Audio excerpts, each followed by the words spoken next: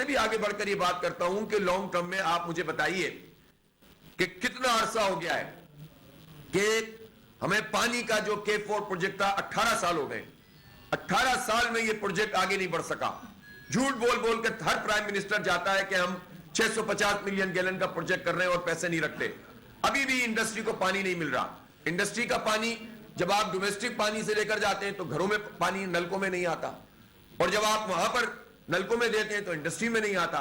ये पानी सिंध, दरियाए सिंध का सिर्फ 1% कोटा चाहिए हमें, 1% कोटा। 1991 में हमें 1% कोटा एलोकेट हुआ था, हमें 1200 क्यूसेक मिल जाएगा, हमारे कराची का मसला हल हो।